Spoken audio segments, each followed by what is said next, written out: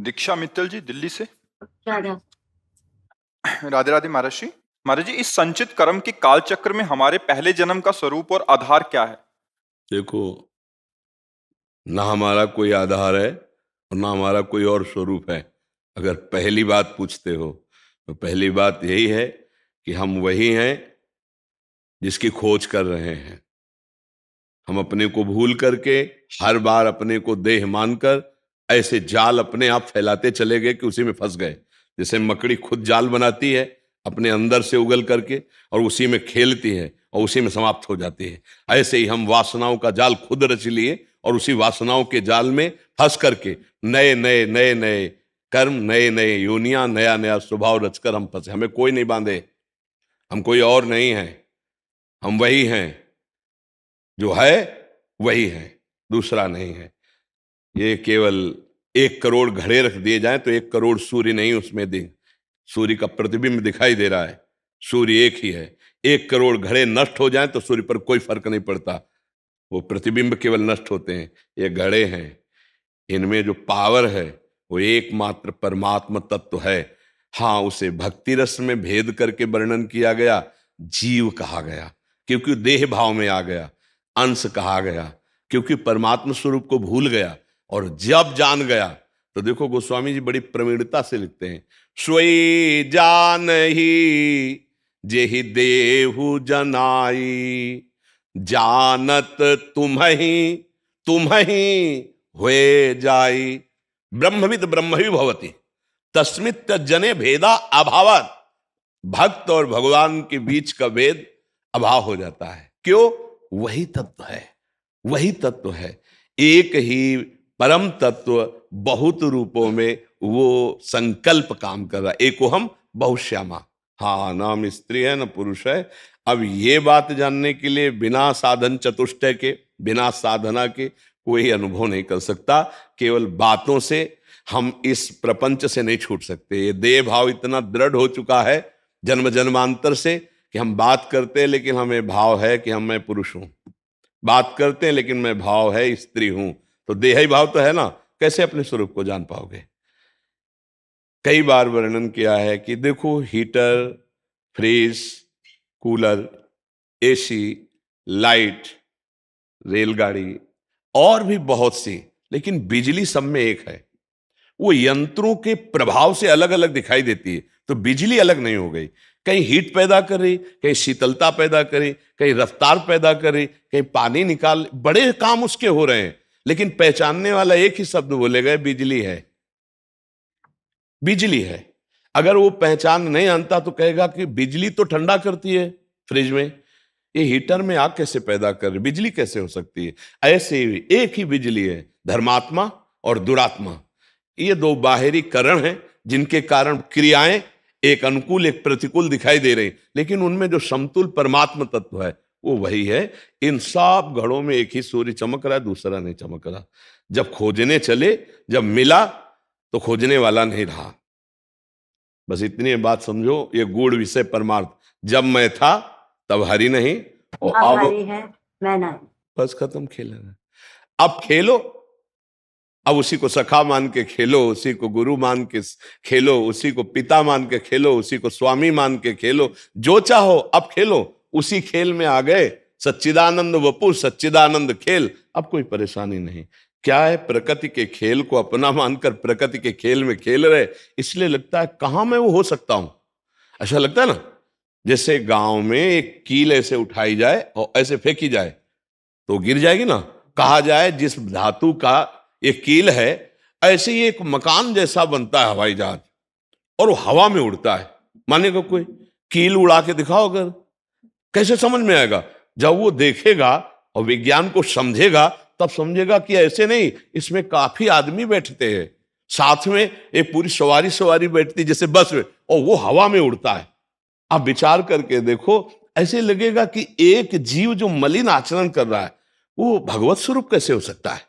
कैसे हो सकता है? भगवान तो सूर्य, चंद्र, आकाश, पृथ्वी, जल, ये सब पैदा करने वाले, भला वो कैसे हो सकता है? वो वही है।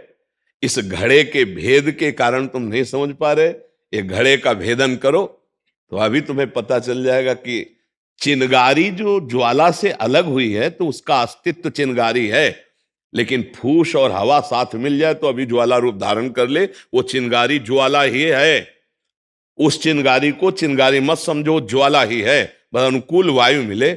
ऐसे ही जो आप हैं वही आप हैं, जो आप हैं वही आप हैं।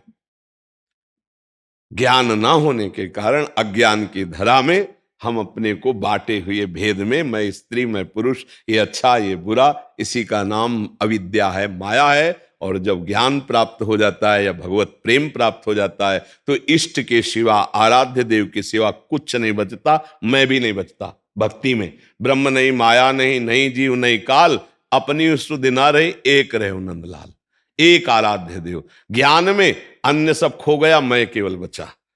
अहम ब्रह्मा, शुद्ध ब्रह्ममय, वो अनुभव में ये केवल माया शब्द निकलता है, अहम माया शब्द है, वो मैं केवल है। अब ये बड़ा गूढ़ विषय, नाम जप करो, अच्छे आचरण करो, सत्संग सुनो, अपने परिवार को भगवत स्वरूप मानकर उनकी सेवा करो जैसा धर्म पूर्वक है, तो आप अपने आप जब हृदय पवित्र होगा तो अनुभव में आने लगेगा मैं कौन हूं, मेरा कर्तव्य क्या है। पहले भजन करो, भजन के बिना समझ में नहीं आएगा। आचरण जिसके अपवित्र हैं, विचार जिसके अपवित्र हैं, वो कभी जान ही नहीं सकता। जिसका आचरण पवित्र है, जिसके विचार अहम शून्य है और खूब नाम जप कर रहा है, वो अध्यात्म की बात को समझ सकता है। अब ये कोई ऐसी खाने पीने वाली चीज तो है नहीं प्रकट में कोई उदाहरण देकर पवा दी जाए। अनुभव गम में भजें जय संता, तत्व का अनुभव करने के लिए पहले साधन भजन किया, बड़े बड़े महात्मा जन जैसे कर रहे हैं। ऐसा नहीं कि गृहस्थी में नहीं हो सकता है, उसका सिद्धांत अलग है। धर्म पूर्वक विषय का सेवन करते हुए परिवार को भगवत स्वरूप, समाज को भगवत स्वरूप मानते हुए अपने कर्तव्य का धर्म पूर्वक आचरण करे और नाम जप करे तो निश्चित भगवत प्राप्ति। चाहे वो कहीं भी हो, कोई भी हो, पुरुष नपुंसक नारीवा जीव चराचर कोई, सर्व भाव भज कपट तज मोह परम प्रीसो, वो भगवत प्राप्त हो जाएगा। समझ में आ रहा है जी? जी, पौराणिक श्लोक है महाराज जी के घर। एक सुनाना चाहते हैं? एक श्लोक है तो सुनाए। तो पहली बार ये जब सुना था, हटा के जीवन में जब पहली बार सुना था जी, तो उस श्लोक से ही तो आनंद हो गया था जीवन। सुनाइए, सुना दीजिए। सकल भुवन मध्य निर्धनास्तेऽपि धन्या, निवसति हृदये शाम श्री हरिर्भक्तिरेका। हरिरपि निजलोकम सर्वथा तो विहाय, प्रविशति हृदय तेषाम भक्ति सूत्रोपनद्धा। बस ये वाणी सार्थक हो गई महाराज जी। सब सार इसी में आ गया, सब सार इसी में आ गया। वो सतरति सतरति सा लोकान तारयति। देखो भगवान उसके हृदय में प्रकाशित हो जाते हैं। जो नाम जापक है, जो भक्ति महारानी को अपने हृदय में प्रकाशित कर लेता है गुरु प्रताप से, तो स्वयं भगवान वहाँ विराजमान हो जाते हैं। आचार्य कृपा, गुरु कृपा से ही प्रेम प्राप्त होता है प्रभु का, और प्रेम मिल गया तो भगवान का नाम प्रेमाधीन है, वो हृदय में प्रकाशित हो जाते हैं। जी महर्षि जी, आप ही का प्रश्न है।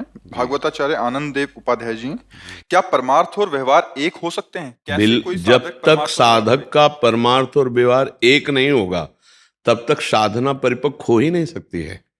समझ? परमार्थ का स्वरूप यही है सर्वत्र परम वस्तु को देखना।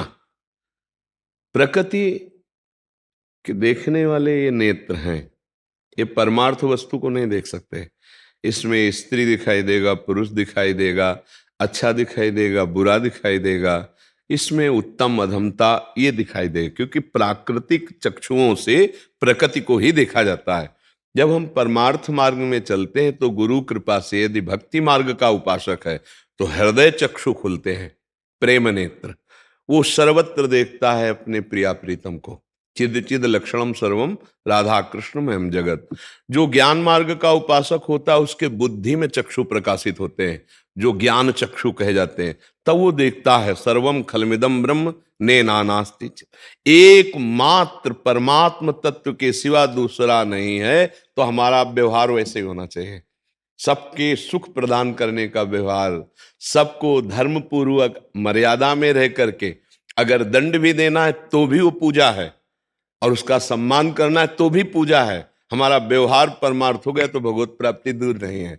हमारा अगर व्यवहार और परमार्थ में भेद रखा गया तब तक वो अभेद स्थिति नहीं आएगी। जिसका व्यवहार परमार्थ स्वरूप हो गया वही महात्मा है, वही साधक है, चाहे वो पैंट शर्ट में हो, चाहे वो भगवत वेश में हो।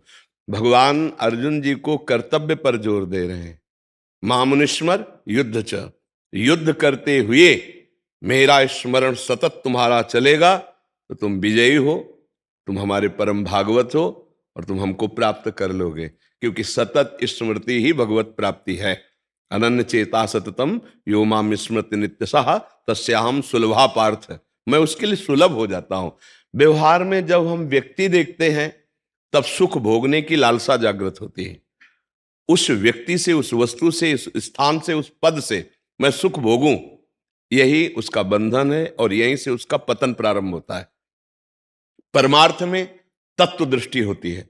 जो मुझे सामने व्यक्ति है, जो पद है, जो कर्तव्य है, ये केवल सुख देना है और वो कर्तव्य हमारे इष्ट को समर्पित है और वो समर्पण भगवत प्राप्ति है। तब तत्सुख भावना जागृत होती है। राष्ट्र को कैसे सुख मिले, हमारी समाज को कैसे सुख मिले, हमारे पद का सदुपयोग है समाज को सुख देना। कोई भी पद हो, हम सब पदवान ही हैं। अगर हमारा भारत में जन्म हुआ तो एक भारतवासी हैं, हम किसी के पिता हैं, हम किसी के पति हैं, हम किसी के भाई हैं, किसी के मित्र हैं। समाज में हमारा एक अस्तित्व है, उस अस्तित्व के अनुसार हमें सुख प्रदान करना है अपने कर्तव्य के द्वारा। ये परमार्थ ज्ञान होता है। और सुख लेना है, ये आसुरी प्रवृत्ति होती है। आज सुख लेने पे बढ़ रहे हैं बच्चा, बच्ची, जवान, बूढ़े, पद में। कोई बिरला ऐसा है जो अध्यात्म को जान करके सुख देने की भावना है। सुख देना दो प्रकार से होता है। अधर्म को शासन में लेकर दंड के द्वारा उसे सुख मार्ग में लगाया जाता है और धर्मात्मा को आदर दे करके उसे सुख प्रदान किया जाता है। दोनों पूजाएं हैं। दंड विधान भी उस अधर्माचरण करने वाले की पूजा है, क्योंकि वो अधर्माचरण से रोका जाएगा तो उसका परम मंगल होगा। अधर्माचरण को नष्ट करना, अधर्मी को रोकना और धर्मात्मा को प्रकाशित करना, ये परमार्थी ही कर सकता है, दूसरा नहीं कर सकता। अगर स्वसुख वांछा है तो पद का भी दुरुपयोग होगा और परमार्थ तो समझ ही नहीं पाएगा। स्वसुख वांछी कभी परमार्थ को नहीं जानता। तत्सुख वांछा साधारण वस्तु नहीं है, ये ही परमार्थ से प्राप्त होती। तत्सुख वांछा, तत्सुख वांछा प्राप्त महापुरुष व्यवहार को परमार्थ बना देता है और परमार्थ में ही व्यवहार की सिद्धि हो जाती है और भगवत प्राप्त हो जाता है। निष्कामता, तत्सुख वासना जब तक जागृत नहीं होगी, अध्यात्म का ज्ञान नहीं, अध्यात्म में प्रवेश नहीं।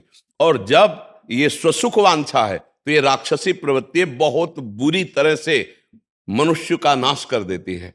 वो बढ़ता चला जाता है। इस शरीर में सुख नहीं, इस वस्तु में सुख नहीं, वो भोगों में बढ़ता, क्योंकि सुख लेने की भावना है। सुख लेने की भावना पतन करा देती है। सुख लेने की भावना कर्तव्य से च्युत करा देती है और कर्तव्य का पालन और सुख देने की भावना महान बना देती है। ये परमार्थी में ही आएगा, स्वार्थी में नहीं आएगा। और स्वार्थी चाहे जहां हो, जब तक पुण्य है तब तक प्रकाशित है, फिर ऐसा भ्रष्ट होगा, ऐसा गिरेगा कि वो समाज लायक नहीं रहेगा। चाहे जिस पद में बैठा हो, चाहे जो हो, चाहे विरक्त महात्मा हो, चाहे गृहस्थ हो, चाहे पदाधिकारी हो, जब स्वार्थ के वशीभूत होकर कर्तव्य को भूल करके कोई चेष्टा करेगा, वो स्वसुख वांछा आसुरी प्रवृत्ति में ले जाकर उसको गर्त में डाल देगी। और जब हम तत्सुख भावना से चलेंगे तो हम अकेले राष्ट्र की सेवा कर सकते हैं। अगर हमने अपना सुधार किया तो हमारे परमाणु, हमारे वचन आपका सुधार करेंगे, आपका सुधार उनको सुधारेगा। सतरत सतरत सा लोकांतार्यत, इस क्रम से पूरा हमारा राष्ट्र, पूरा विश्व सुखी हो सकता है। हम लोग चाहते क्या है कि हम जो मन में आवे सो आचरण करें, स्वसुख वांछा का, लेकिन दूसरे महात्मा बन जाएं, दूसरे सुधर जाएं। हम उपदेष्टा हैं, हम जो चाहें वो करें। आपको सुधरना होगा, नहीं होगा, कभी नहीं होगा। ये परमार्थ नहीं कहता। परमार्थ कहता है इधर सुधारो, फिर उसका चमत्कार देखो। इधर तुम्हारी वाणी ठीक जो बोल रही है वही आचरण तुम्हारे होने चाहिए और वही मन में संकल्प होना चाहिए, जो समाज में वही एकांत में तुम्हारा पवित्र। अब परमार्थ वाला व्यवहार में उतरे तो जगत मंगल कर देगा। मम भक्ति युक्तो भुवनम पुनातु। तो परमार्थ और व्यवहार जब तक दो रहेंगे तब तक बात नहीं बनेगी। परमार्थी ही शुद्ध व्यवहारी होता है। देखो, परमार्थ युक्त हमारा व्यवहार ठीक चले, इसीलिए जनक जी जैसे महापुरुष के ऊपर सदानंद जी विराजमान है। चक्रवर्ती सम्राट महाराज दशरथ जी के ऊपर वशिष्ठ जी विराजमान है, देवलोक में देवराजेंद्र के ऊपर भगवान बृहस्पति विराजमान। क्यों? क्योंकि व्यवहार केवल व्यवहार न रह जाए, वो परमार्थ स्वरूप रहे, इसलिए हर बात महापुरुषों की अनुमति से हो रहा है। वो राजा हैं तो महाराजा बैठे हैं, उन्हीं की अनुमति से होगा। वो संपूर्ण शासन करता है तो संपूर्ण शासन को परम कर्तव्य में बनाना उस महापुरुष का कार्य होता है, जो राजाओं के भी ऊपर बैठा होता महाराज, जैसे महाराज वशिष्ठ। हर चेष्टा दशरथ जी आज्ञापूर्वक, हर चेष्टा जनक जी आज्ञापूर्वक, हर चेष्टा देवराजेंद्र बृहस्पति, और जब उनकी आज्ञा को उल्लंघन हुआ तो भ्रष्ट पाए गए। कोई भी हो, जहां उनकी आज्ञा को उल्लंघन, तो आज हमारा समाज जो है अध्यात्म, धर्म, संत, भगवान, इनके डर से रहित हो रहा है। इसलिए अपराध प्रवृत्तियां हमारी, स्वसुख वांछा वृत्ति हमारी व्यवहार ही व्यवहार में उतरती चली जा रही, परमार्थ का ज्ञान नहीं। छोटे छोटे बच्चे शरीर की शक्ति विहीन हो रहे हैं, उनकी स्मरण शक्ति पे फर्क पड़ रहा है, ब्रह्मचर्यहीन हो रहे। क्यों हो रहे?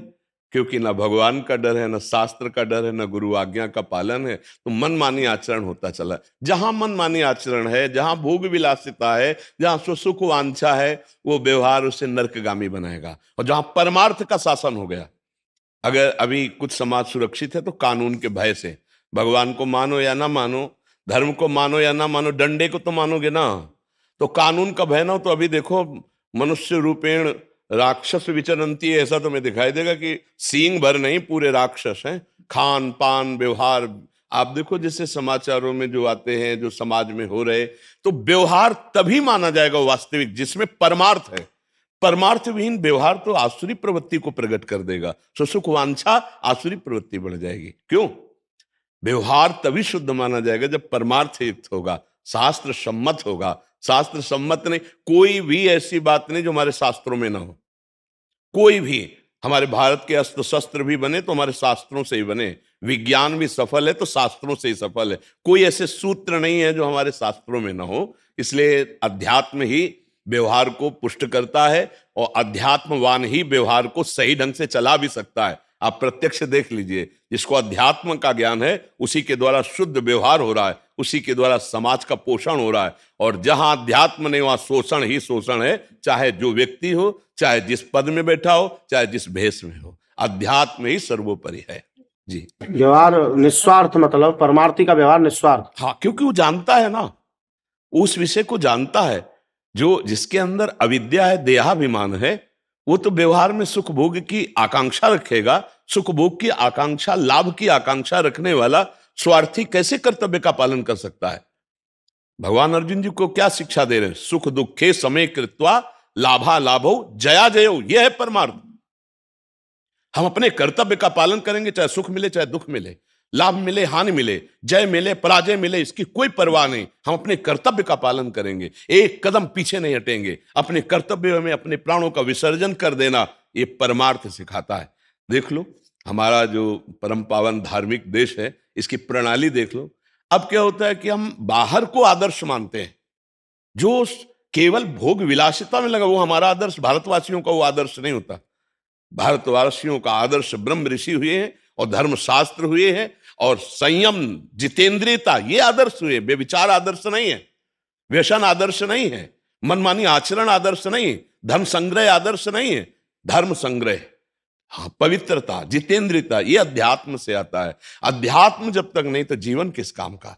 किस काम का? मृत जीवन। वो जीवित दिखाई दे रहा मृत जीवन है, जो भगवत विमुख है, जो वासनाओं का पुतला है, जो मनमानी आचरण करता है। तो गोस्वामी तुलसीदास जी कह रहे हैं, जिन हरि भगति हृदय नहीं आनी, जीवित सव समान ते प्राणी। क्यों?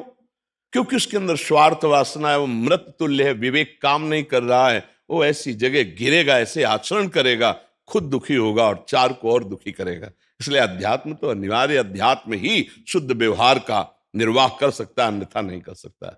जी, डॉक्टर विशाल जी। राधे राधे। राधे राधे महर्षि। महर्षि, हम अगर पिछले जन्म जीवन का कर्म भोग रहे हैं, तो इस जन्म जो वर्तमान में चल रहा है वो क्या हो रहा है? अगली फसल तैयार कर रहे हो। अगली पिछली दोनों में आग लगाओ, तब निकल पाओगे, नहीं तो अगली खेती तैयार हो रही। पीछे जो गोदाम भरा है ना, उससे खाने को मिल गया, सुख और दुख, ये शरीर रचना। अब इससे जो कर्म कर रहे हो वो स्टॉक में जमा हो रहा है। आग लगाओ आगे और पीछे दोनों, फसल पूरी ये भस्म करो और उसको भी भस्म करो, तब फिर आप जीवन मुक्त हो जाओगे। और वो अपने बस की बात है नहीं। अब गोदाम में पहुंच है नहीं, ऐसी जगह सरकारी व्यवस्था में गोदाम है जहां तुम्हारी पहुंच नहीं। वो हम तो हम स्वरूपापेभ्यो मोक्षयिष्यामि मा, वो आग लगाएंगे, उनके पास चाबी है। हमारे संचित कर्म गोदाम की चाबी भगवान के हाथ में है। इसीलिए भगवान के बिना कोई भव समुद्र से पार नहीं हो सकता। भगवान की आराधना, और अब जो नया कर्म है वो भगवद अर्पित करो। उसमें पाप कर्म नहीं होना चाहिए, धर्मयुक्त कर्म होना चाहिए, भगवत अर्पित। तो वो कर्म भुने हुए चने के समान हो जाता है जो भगवत अर्पित होता है। जैसे भुने हुए चने को आप खेत में डालो, कभी अंकुरण नहीं हो सकता, चाहे जितना खाद पानी लगाओ। तो ये जो नए कर्म बने, ये निष्प्रभावित हो गए हमें बांधने के लिए, वो भगवान को समर्पित हो गए।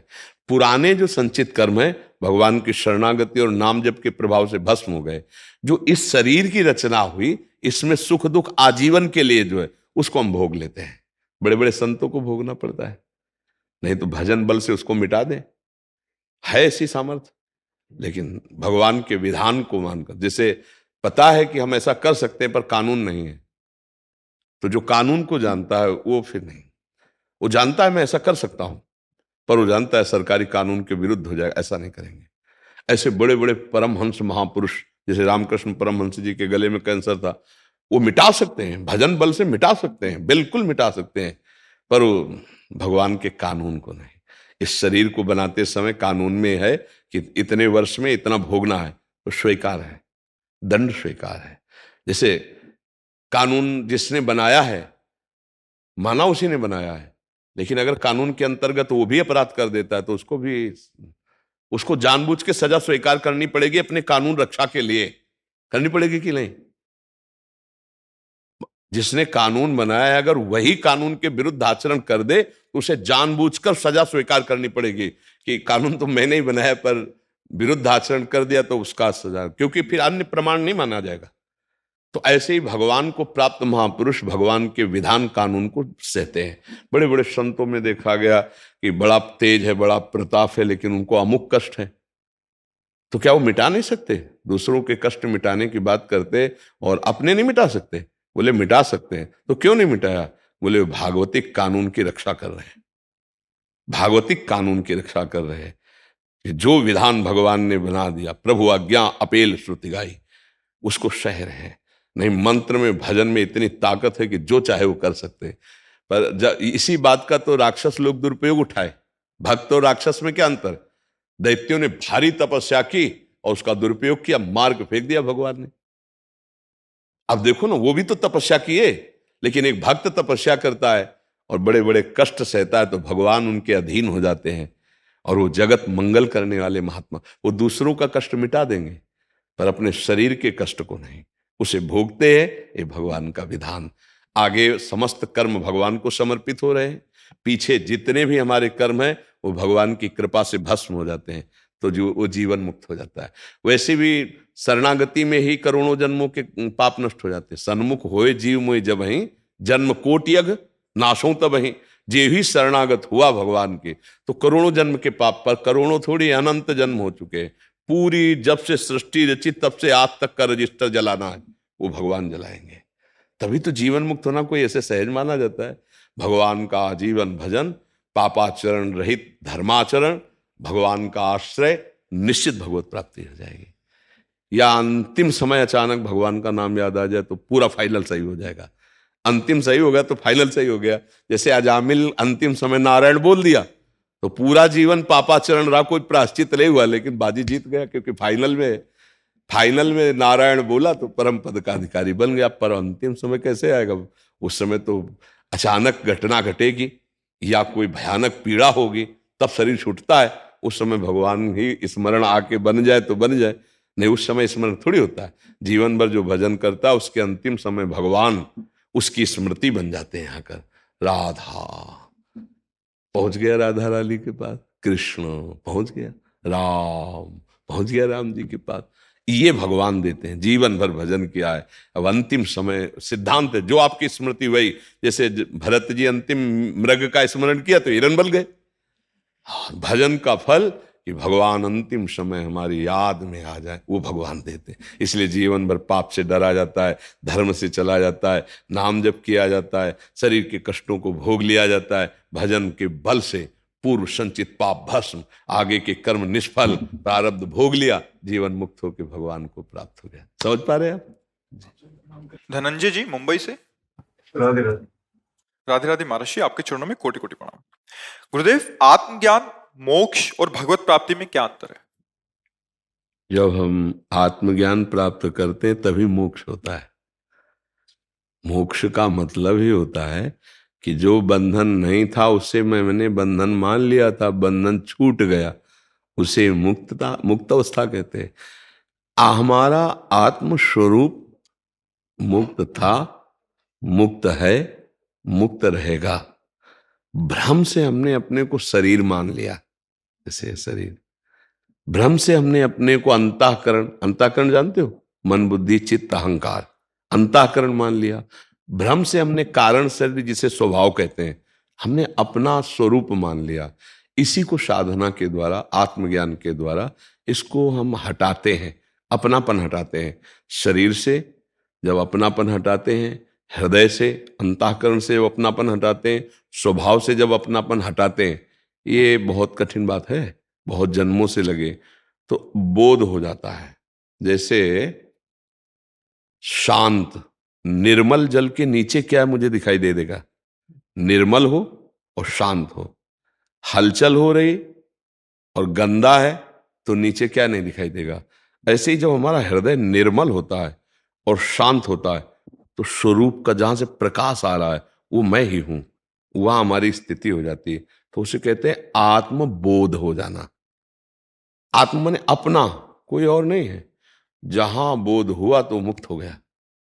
मुक्त हो गया कहा जाता है, वो मुक्त पहले से था। जड़ चेतन ग्रंथि पड़ गई और यद्यपि मृषा छूटत कठिनाई। बहुत बड़ी बात है। जड़ चेतन में ग्रंथि पड़ गई, बोले झूठी बात, पढ़ ही नहीं सकती, तो बोले छूटत कठिनाई। यद्यपि फंसा नहीं है पर इतनी जोर का बंधन है कि हम हट नहीं सकते। शीशा में देखो तो मैं लगता है, ये नहीं लगता कि शरीर देख रहा हूं, ऐसा लगता है मैं अपने को देख रहा हूं। चाहे जितनी ज्ञान की बातें करे, नहीं, अगर चोट लगेगी तो उपेक्षा नहीं होगी कि शरीर को लगी है, मेरे को लगी है। अपमान होगा तो मेरे को, सम्मान हुआ तो मेरा। किसी से आत्मज्ञानी ऊपर उठ जाता है। द्वंद्वैर विमुक्ता सुख दुख संगई, मान अपमान निंदा स्तुति, सुख दुख लाभ हानि जय पराजय में समान भाव।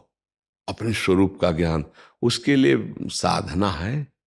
गुरु की शरण में होकर साधन चतुष्टय के द्वारा जब साधना की जाती है, नित्यानित्य वस्तु का विवेक, नित्य क्या है, अनित्य क्या है, और इस लोक से लेकर ब्रह्मलोक तक के भोगों का वैराग्य, शम, चित्त का शांत होकर लक्ष्य पे लग जाना, दम, इंद्रिय, मन को अंतर्मुख कर लेना, उपरति किसी भोग की किंचन मात्र उपस्थिति पे मन चलायमान न होना, तितिक्षा गर्मी सर्दी भूख प्यास काम क्रोध लोभ मोह मद मत्सर सबको सह गया, कहीं विचलित नहीं हुआ, उसे कहते तितिक्षा।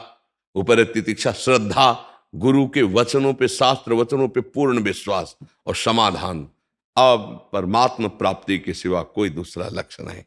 तब वो आत्मज्ञानी, वो आत्मबोध को प्राप्त होता है। ये हुआ मोक्ष मार्ग।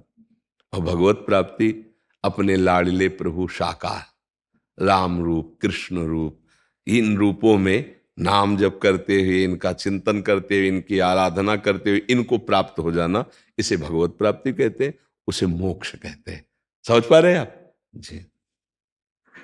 गुरु जी बस एक ही बात बता दीजिए, दिनचर्या में क्या चीज मिस नहीं होनी चाहिए? नाम जप नहीं छूटना चाहिए, बस सार बात है। उठते बैठते चलते फिरते खाते पीते जो नाम भगवान का प्रिय हो वो नाम जप कीजिए। और जो दिनचर्या हो, देखो सेवक की कभी भी कहीं भी सेवा हो सकती है, उसके लिए दिनचर्या प्रधान नहीं होती है, उसके लिए राष्ट्र सेवा प्रधान होती है। अब आपका नाम स्मरण चल रहा हो, जिस समय जहां जैसी परिस्थिति आवे, जहां जैसी परिस्थिति आवे उसका निर्वाह करो, क्योंकि उस समय राष्ट्र सेवा प्रदान है जो आपकी सेवा मिली हुई है। और उसके लिए क्या खान, क्या पान, क्या स्नान, इसका कोई महत्व नहीं। नाम स्मरण करते हुए राष्ट्र सेवा की प्रधानता, यही आपकी पूजा होगी, यही दिनचर्या। दिनचर्या देखी जाती है उनकी जो आराम, अब जब रिटायर हो जाए ना और फिर कोई तो दिनचर्या दे। अभी क्या, अभी तो जो आदेश हुआ, जिस समय आदेश हुआ वही दिनचर्या है। अब वहां स्नान थोड़ी देख रहा है कि 2 दिन से स्नान नहीं हुए, या मान लो कहीं युद्ध में लगा दिया जाए तो अब क्या भोजन मिल रहा है ये नहीं देखना। चुपचाप आंख मूंदी प्रेत में डाला और हम अपने राष्ट्र की सुरक्षा में लगे, जो जहां सेवा में। हाँ, इतना जरूर है कि नाम स्मरण करते रहे, क्योंकि पता नहीं कब कौन सी श्वास हमारी आखिरी हो, तो उठते बैठते और नाम के लिए कोई अपवित्रता पवित्रता या स्नान आदि का कोई विधान नहीं। आप जैसी भी परिस्थिति में हो नाम स्मरण कर सकते हो। तो इसीलिए हम सबको कहते हैं कि नाम स्मरण की सबसे बड़ी दिनचर्या आप लोगों की है कि जब जितना नाम स्मरण कर सके बस। और वो क्योंकि दिनचर्या के लिए फिर जो विधान है वो आप में लागू नहीं हो सकते हैं। महाराज जी क्या नाम जप करें महाराज? अब हम तो राधा आशिक है, हम तो राधा राधा जपते वृंदावन, हमारा तो गूंज ही है राधा राधा राधा राधा राधा। शिव शिव शिव शिव निकलता रहता है। हाँ, तो बढ़िया निकाल। इससे हम कहते हैं देखो मेरे प्रभु एक हैं और उनके नाम अनंत हैं और सब सामर्थ्यशाली हैं, पर प्यार जब गुरुजी देते ना उससे होता है। जैसे हमें गुरुजी ने दिया नाम तो हमारा जीवन है राधा, हमारा प्राण है राधा नाम, हमारा सर्वस्व है राधा नाम। तुम शिव कितना जपते हो तो तुम जानो, लेकिन हमारा जीवन ही शिवमय था। काशी में सन्यासी शिव में एकदम उन्होंने ये दिया है। तो अब हमारा हृदय, हमारा जीवन अगर पूछोगे, वैसे जैसे कोई पूछता है कि नाम जब, तो राम कृष्ण हरि शिव जो नाम प्रिय हो सो जब, नहीं आप बताओ। तो जब हमारी पसंद की, तो हमें जो मीठा पसंद है बोलेंगे। राधा नाम सुधार संदसी तुम जिह्वास्तु में विह्वला, मेरी जबान तो हर समय राधा राधा राधा रा। जागृत स्वप्न सुसुप्ति स्फुरत में राधा पदाब्जत छटा। जग रहे हैं या सो रहे हैं, किसी भी स्थिति में राधा राधा राधा राधा। जो नाम प्रिय हो वो नाम पकड़ लो, क्योंकि मन को अच्छा लगता है जिसमें प्रियता होती है। अमनो आपको जो नाम प्रिय है उसके विपरीत अगर, तो उसको खींचना पड़ेगा, और जो प्रिय है वो स्वाभाविक चलेगा। अच्छा, तो मेरे ही प्रभु के नाम है तो अंतर का है नहीं, तो इसलिए जो नाम प्रिय हो खूब नाम जप कीजिएगा। राधा राधा। उपासना का स्वरूप यही है, जीवन की सार्थकता। हरिवंश नाम बिसरे न छिन, सी हरिवंश सहाय भल। कलिकाल है, इसमें जितेंद्री होना, तपस्वी होना, याज्ञिक होना, ध्यानी होना, ज्ञानी होना बड़ा मुश्किल है। सच्चाई का, इसमें नाम जप करके ही जीवन का परम मंगल किया जा सकता है। इसलिए उठते बैठते चलते फिरते किसी भी स्थिति में हो, राधा वल्लभ श्री हरिवंश, राधा वल्लभ श्री हरिवंश, राधा राधा राधा। राधा नाम सुधारसम रसी तुम जिह्वास्तु में विह्वला। विकल होकर राधा राधा राधा राधा, परम मंगल हो जाएगा। अगर नाम जब चलने लगे तो जान लो कि प्रभु प्राप्त हो गए। नाम ही प्रभु है, प्रभु से भी अपार सामर्थ्य नाम में विराजमान है। जैसे प्रभु हृदय में सबके हैं, पर सब दुखी हैं, सब परेशान हैं, सब आवागमन युक्त हैं, लेकिन हृदय में नाम जग जाए तो आवागमन मुक्त हो जाए, दुखों का जड़ से नाश हो जाए। इसलिए श्री हरिवंश चंद्र शुभ नाम, सब सुख सिंधु प्रेम रस धाम, और जाम घटी बिसरे नहीं। एक क्षण यदि नाम न बिसरे तो जीवन सार्थक हो जाए। और अगर समय मिले तो चतुरासी जी का पाठ कर ले। अगर एक बार 24 घंटा में चतुरासी जी पूरी पाठ कर लिए तो 84 लाख योनियों में नहीं जाओगे। हरिवंश महाप्रभु ने जीव के परम कल्याण के लिए 1.25 घंटा अगर गान कर लो चतुरासी जी, जल्दी से पाठ करो तो 45 मिनट में भी हो जाएगा, 1 घंटे में। अगर मस्ती से गान करो तो 1.25 घंटा, 1.25 घंटा चतुरासी जी गायन कर लो, कभी 84 लाख योनि में नहीं जाओ। छुट्टी 84 भ्रमंते निर्खय जुगल किशोर। निर्खय जुगल किशोर भोर अरु रैन न जाने, पिए रूप रस मत भयो कछु मन ही न आने। प्रेम लक्षणा भक्ति होए ही आनंदकारी, अरु वृंदावन वास सखी सुख के अधिकारी। कुंज महल की टहल सुख, दंपति संपत्ति पाई है, जैसे रूप लाल हित प्रीति सो जो 84 गाई है। अगर चतुरासी जी का 84 जी का गायन हो जाए और नाम जप हो तो सिद्ध हो जाओगे, आनंदमय हो जाओगे, चिंता शोक दुख मृत्यु इससे नहीं डरोगे। समुझ जाए शरण ते डरत ना काल डर, हरिवंश शरणागत काल से भी नहीं डरता। इसलिए खूब प्रियाजू का नाम जप करो, खूब प्रियालाल की सेवा करो, उनके गुणगान करो। बहुत बढ़िया कृपा है कि हम आचार्य और गुरुजनों के संग में हैं। अगर महत्पुरुषों का संग ना हो तो हमें माया बहा के न जाने कहाँ खड़ी कर दे।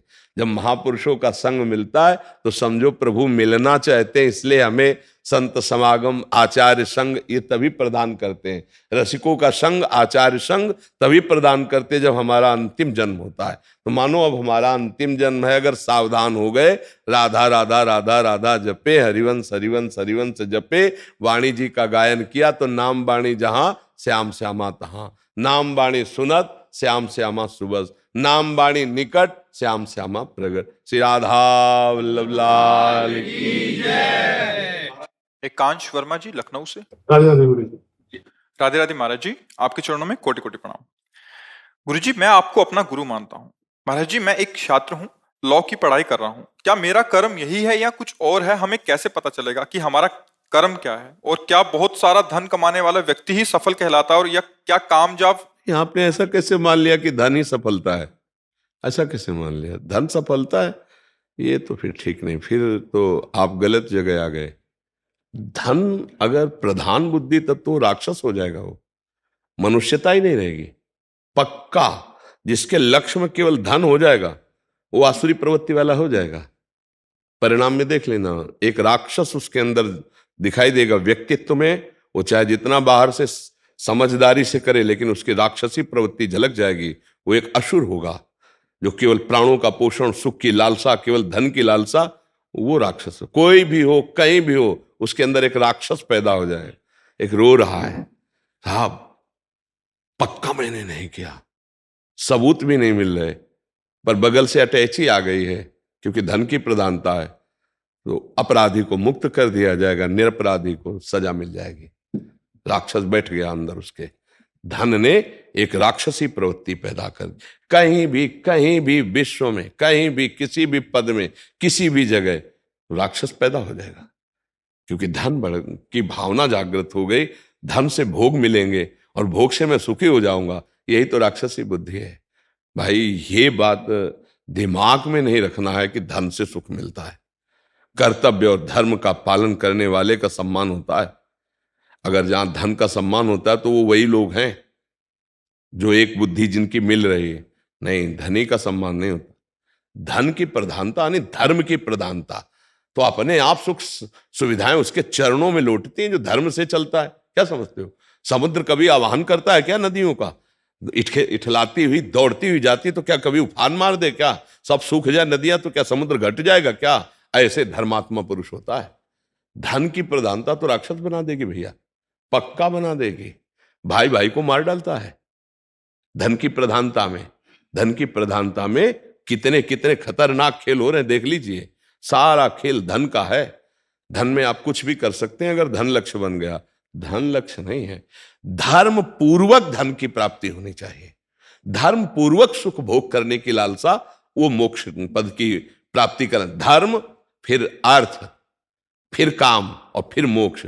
मोक्ष और धर्म के बीच में अर्थ और काम को रखा गया शास्त्र में। क्यों?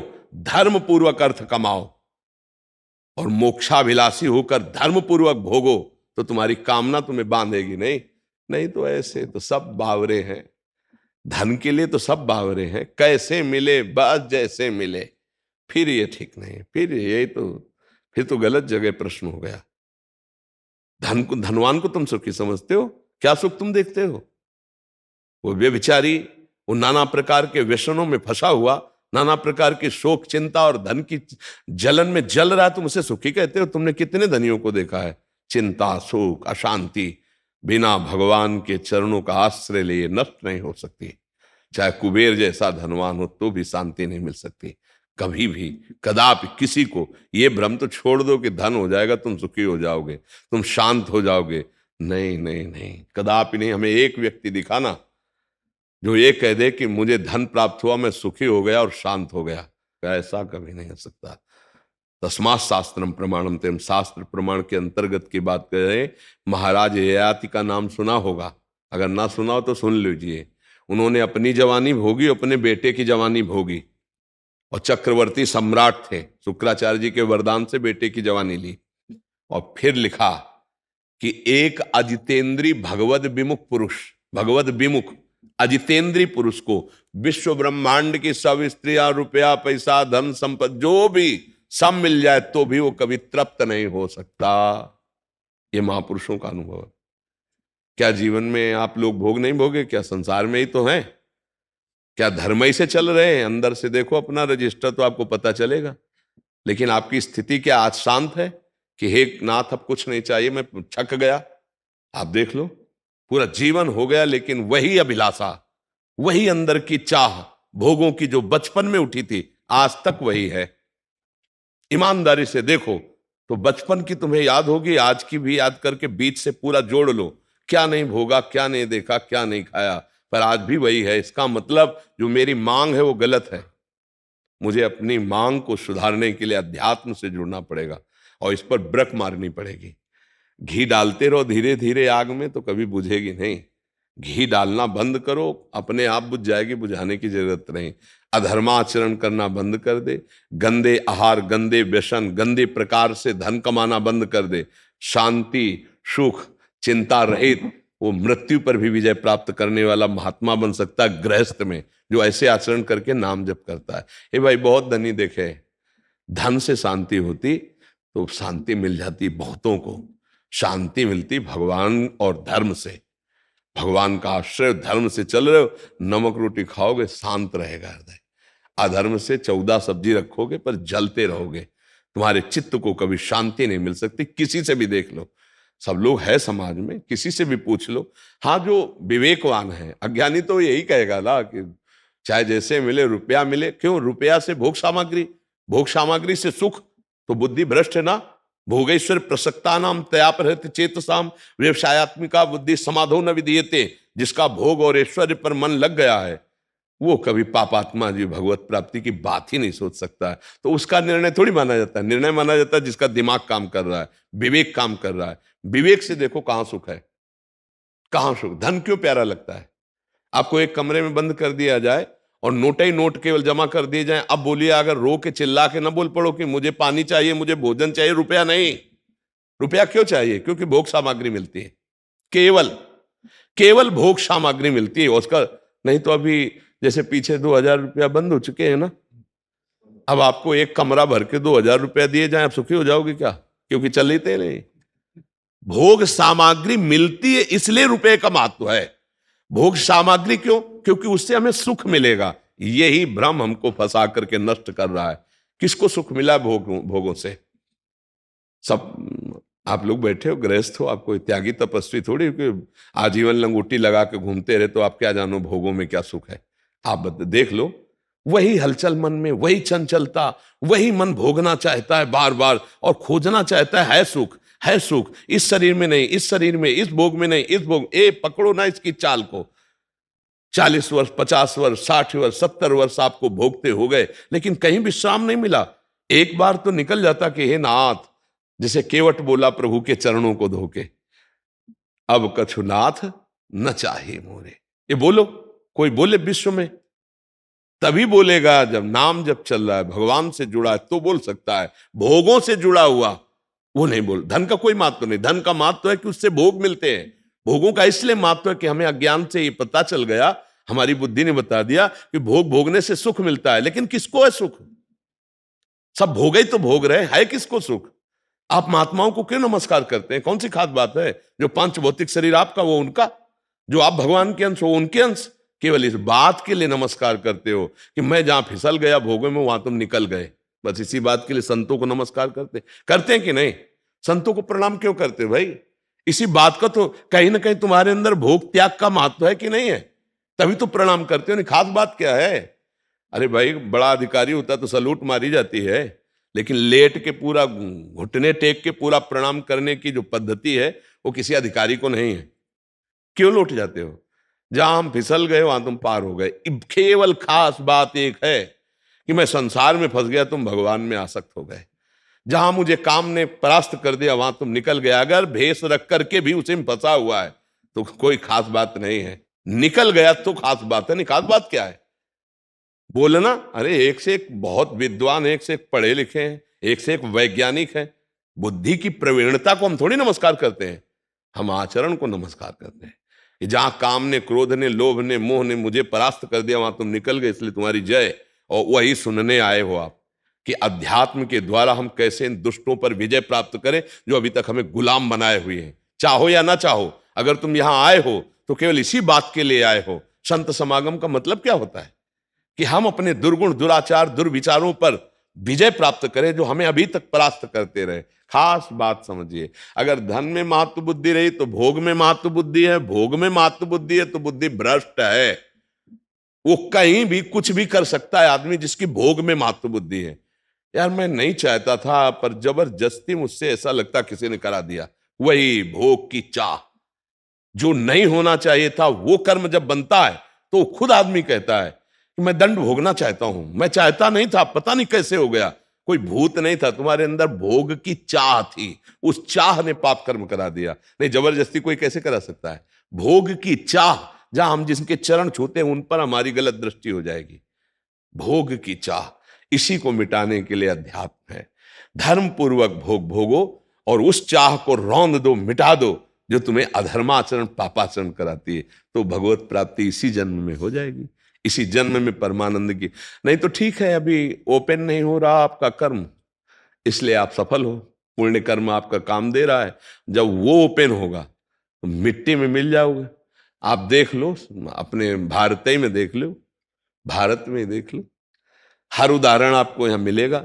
ऐसे चमके और ऐसे फ्यूज हो गए कर्म। हम कहते दीपक की तरह जलो, हाइलोजन की तरह ना चलो।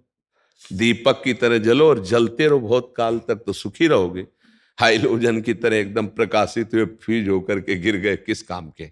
पापाचरण करने वाला कभी स्थायी प्रकाशित नहीं हो सकता।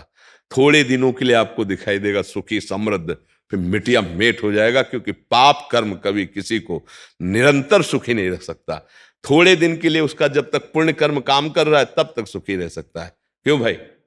इसलिए ये तो विचार हटाई दो कि धन में सुख है, धर्म में सुख है। धर्म पूर्वक जो हम धन कमाएंगे उससे हम धर्म पूर्वक विषयों का भोग करेंगे। राष्ट्र सेवा, समाज सेवा, परिवार की सेवा, तब हम भगवत मार्ग के पथिक बनेंगे। आज हमारी समाज यही तो भूल चुकी है, केवल भोग भोगना, इन किन प्रकार धन कमाना, और हम कितना सुख लूट लें वो मृत्यु के गाल में चले जा रहे हैं। देख लेना, शराब पिए, बढ़िया नई गाड़ी है, 4 नौजवान बैठे हुए हैं, गाड़ी रफ्तार से चल रही, गाना बज रहा है, अगला सेकंड उनकी मृत्यु का काम बंद कर दिया, पूरी गाड़ी चकनाचूर ट्रक से भिड़ गई। क्या हुआ? क्या हुआ? कहां गया आनंद? ये मृत्यु का खिलौना शरीर है, इसे बहुत होश में, बहुत सावधानी से व्यतीत करो और इस पास से निकल जाओ जो कर्म पास तुम्हें बांधे। पर ये बात अध्यात्म की सेवा और जान ही नहीं सकते। ऐसा लगता है संसार सत्य है, सब मर रहे हैं लेकिन मैं नहीं मरूंगा, मैं ऐसी व्यवस्था कर लूं, ऐसा विचार नहीं चलता रहता अंदर। यही माया का है, अध्यात्म सुधार करता है। इसलिए हमारी सबसे प्रार्थना है, नशा मत करो, ऐसे कोई आचरण मत करो जो पापाचरण कहे जाते हैं, और नाम जप करो और धर्म से धन कमाओ। धन कमाना बुरा नहीं, धर्म से कमाओ। धर्म, आज बच्चा अधर्म का बहुत बड़ा बोलबाला हो रहा है। रुपया है, 1000 दोष कर लो, मुक्त रहोगे तुम। कब तक? जब तक वो कर्म का सही न्यायाधीश दंड नहीं दे रहा। वो जिस दिन दंड देगा ना, उस दिन कोई नहीं बचा सकता, वहां वकालत काम नहीं करती, पक्का। भीष्म जी बाणों की सैया पे पड़े, अखंड बाल ब्रह्मचारी, महाभागवत, लेकिन पूर्व में पाप बन गया, उसमें पड़े। भोगना, कर्म भोगना पड़ता है, डरो पाप न बन जाए।